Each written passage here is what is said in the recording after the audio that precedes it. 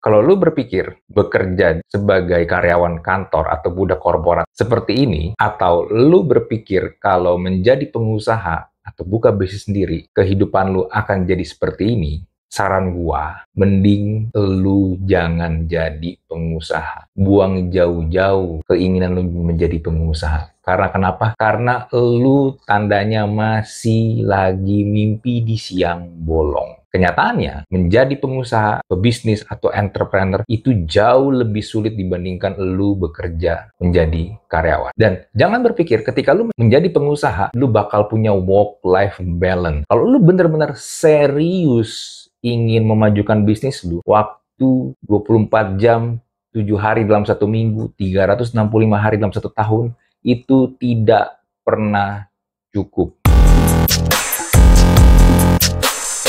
Halo semua, thank you yang sudah nonton dan subscribe channel YouTube gua. Dan sekarang gua membuka membership. Jadi buat lu yang pengen join jadi member di channel YouTube gua, lu bisa tekan tombol join dan pilih lu mau masuk tier yang mana. Gua ada 3 macam tier. Tier yang pertama adalah rookie, tier yang kedua adalah starter, dan tier yang ketiga adalah superstar. Nah, lu bisa pilih lu lebih cocok yang mana dan juga sesuai dengan budget lu, dan setiap tier ada benefitnya masing-masing. Oke, thank you, dan jangan lupa daftar. Selamat datang di Thinking Room. Lu mungkin pernah atau sering mendengar narasi yang bilang kalau untuk menjadi sukses, lu tuh harus menjadi pengusaha. Lu harus buka bisnis sendiri. Kalau lu sekarang jadi karyawan atau budak korporat, lu harus resign dan buka bisnis sendiri. Kalau pengen sukses, kalau pengen kaya. Dan akhirnya menciptakan stigma seakan-akan kalau lu nggak bisa menjadi entrepreneur dan mentok karir lu sebagai karyawan, lu dicap levelnya tuh lebih rendah dibandingkan orang-orang yang sudah berbisnis. Orang yang buka bisnis sendiri itu levelnya, statusnya lebih tinggi dibandingkan karyawan atau yang sering dibilang sebagai budak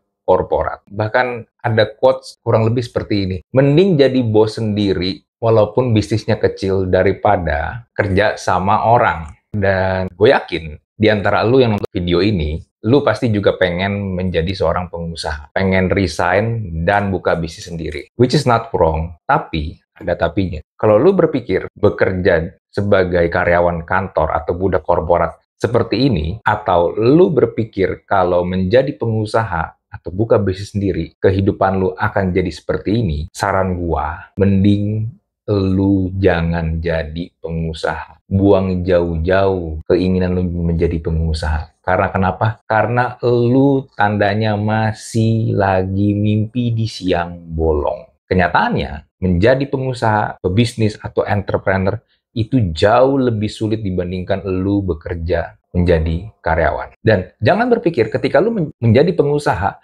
lu punya kebebasan waktu untuk mau ngapain aja. Lu bakal punya work-life balance. Kenyataannya, kalau lu bener-bener serius ingin memajukan bisnis lu, waktu 24 jam, 7 hari dalam satu minggu, 365 hari dalam satu tahun, itu tidak pernah cukup. Kenapa gue bisa ngomong begitu? Karena gue sudah merasakannya. Gak ada itu yang namanya work-life balance. Kenapa harus seperti itu? Karena gini, ketika lu kerja sama orang atau lu menjadi karyawan, lu punya jam kerja. Ya normalnya 9 to 5 atau 9 to 6. Ya ada yang lembur-lembur juga.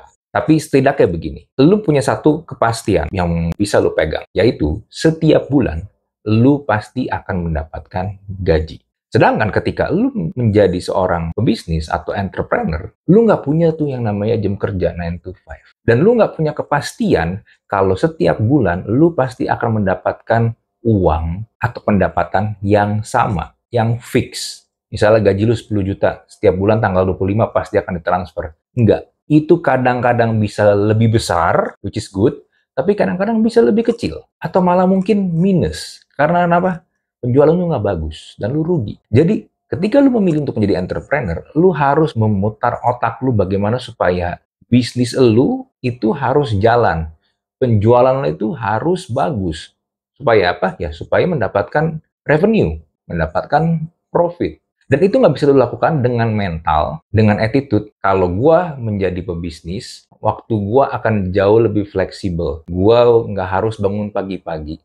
Gua bisa bangun lebih siang. Gue bisa buka toko gue, let's say jam 1 siang gue baru buka, nanti jam 5 sore gue bisa tutup, abis itu gue bisa melakukan kegiatan gue yang lain, entah mungkin ibadah, entah mungkin me time gue, or whatever itu.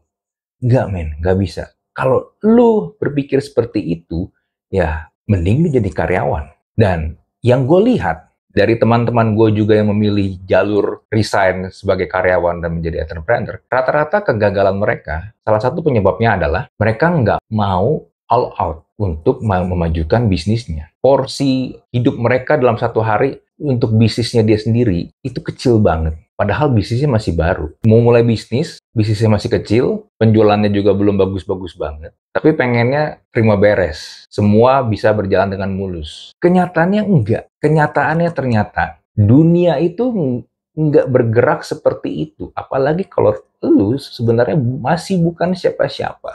Bisnis lu tuh belum jadi apa-apa. Nah, cuma sekarang begini. Kenapa over glorifikasi dari menjadi entrepreneur ini begitu luar biasa? Ya karena itu tadi, terjebak dengan mitos, terjebak dengan stigma. Padahal, walaupun ada yang bilang entrepreneur itu bukan dilahirkan, tapi dibentuk, which is gue setuju, tapi kenyataannya memang nggak semua orang itu cocok dan layak untuk jadi entrepreneur. Karena mereka tidak mau atau nggak tahan dalam proses pembentukannya itu. Karena capek banget. Gue pernah kerja sama orang, gue pernah jadi karyawan, gue juga ngejalanin bisnis sendiri. Dan ketika menjalankan bisnis sendiri, tidur pun gue nggak bisa benar-benar tidur. Pikiran gue akan selalu, gue tahu gue tidur, tapi gue juga tahu gue nggak tidur banget. Jadi sebenarnya tuh kualitas tidur gue tuh jelek lah bisa dibilang. Which is not good, tapi ya gue nggak rekomend lu mengikuti gaya gue. Tapi memang itu yang terjadi di gue. Jadi gue tuh selalu berpikir, what's next? Gue harus apa? Gue harus apa? Yes, ada planning. Tapi tetap aja, gue tuh pengen semuanya make sure everything is done perfectly.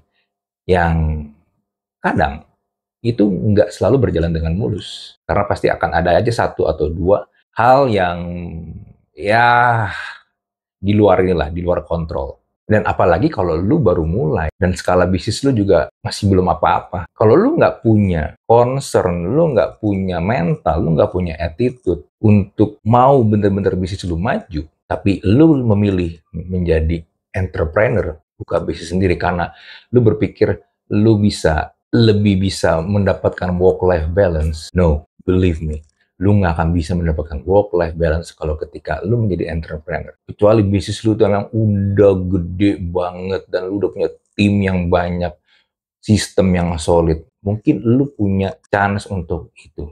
Tapi kan itu untuk orang-orang di level top level company yang ya lu sebut mereknya orang juga tahu lah. Itu pun gue juga banyak teman-teman CEO atau bos-bos di top level company, itu pun gue juga ngeliat mereka juga masih kerja gila-gilaan, nggak santai-santai. Nah, ini beberapa kesalahan yang sering gue temukan ya, gue coba breakdown di sini, dan gue harap sih jangan sampai lu mengulangi kesalahan-kesalahan ini.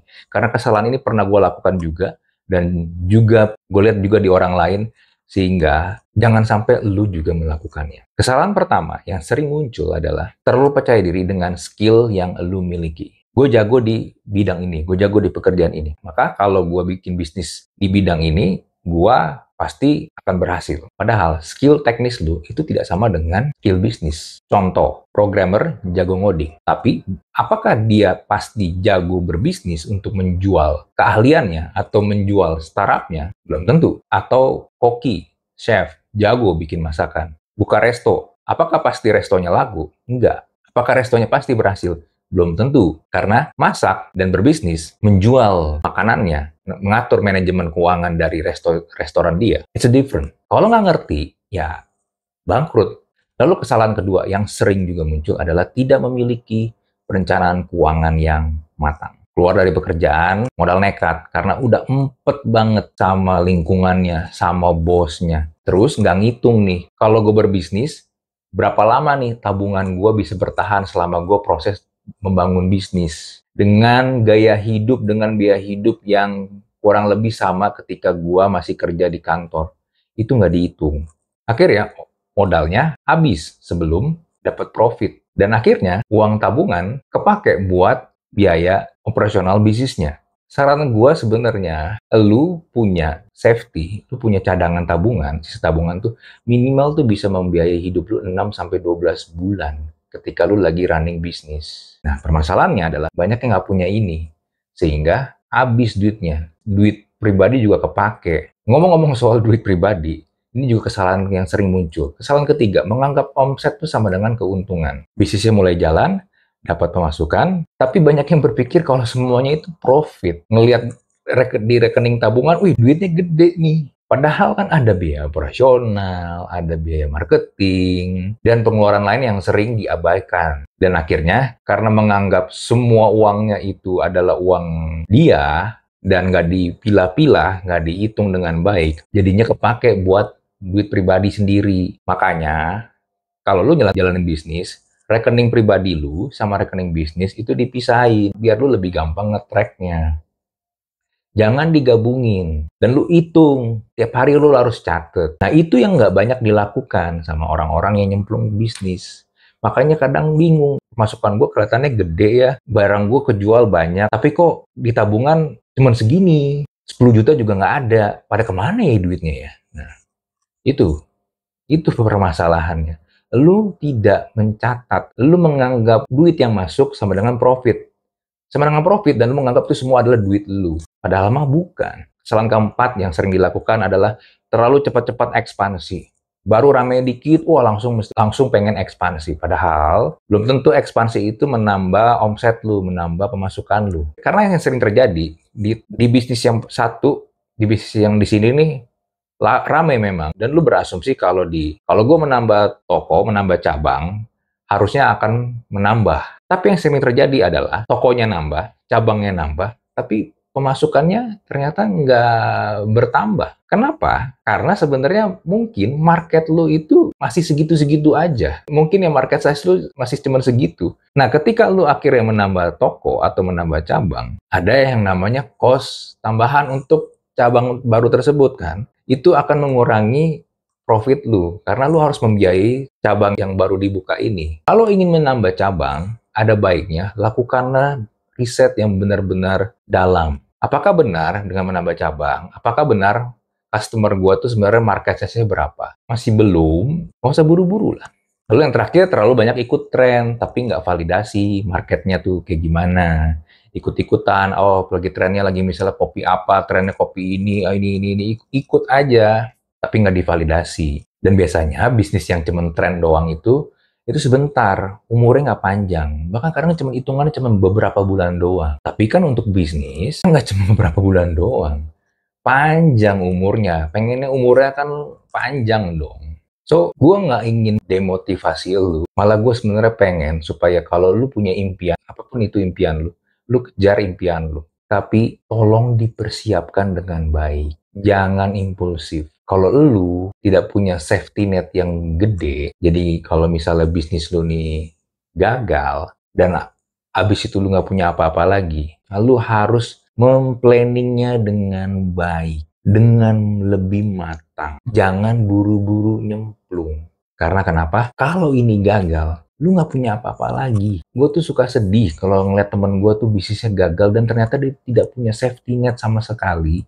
Dan akhirnya berujung ngutang sana-sini sampai pinjol. Kasihan sebenarnya. Tujuannya sebenarnya tuh baik. Tujuannya tuh bagus, pengen punya bisnis, pengen sukses, pengen kaya. Tapi ya tidak diiringi dengan perencanaan yang matang. Cuma yang penting jalan aja dulu. Ya sometimes nggak bisa cuma jalan aja dulu sih, coba aja dulu sih. Karena ya it's really hard man. It's really hard. Dan jalannya itu tidak semulus itu. Dan kalau ternyata lu tidak bisa atau belum mampu untuk di titik ini, dan lu sekarang bekerja sebagai karyawan, mungkin lu sekarang jalanin aja dulu pekerjaan lu. Terlepas ada kekurangan di pekerjaan lu atau di tempat kerja lu atau orang-orang yang di tempat kerja lu. Tapi setidaknya masih lebih baik ketika lu mendapatkan penghasilan tetap dibandingkan enggak sama sekali. Dan mungkin juga sebenarnya jalan lu, karir path lu memang sebenarnya di corporate ladder, bukan sebagai entrepreneur. Dan nggak ada salahnya juga kalau ternyata memang passion lu itu sebenarnya memang bekerja di kantor sesuai dengan bidang yang lu suka. Nggak harus lu punya usaha sendiri. Dan remember, kerja sebagai karyawan, lu bukan bekerja sebagai budak korporat. Yang paling penting sekarang adalah lu memahami kekuatan lu di mana, impian lu apa, goals lu apa, tujuan lu tuh apa. Nah, itu yang harus lu coba kombinasikan. Jangan sampai nanti ini menjadi bencana buat lu. Oke, itu aja dari gua. Kalau lu punya cerita, lu pengen berkeluh kesah, atau lu punya pertanyaan, silakan lu bisa tulis langsung di kolom komen. Kita jumpa lagi di Thinking Room episode berikutnya. Bye.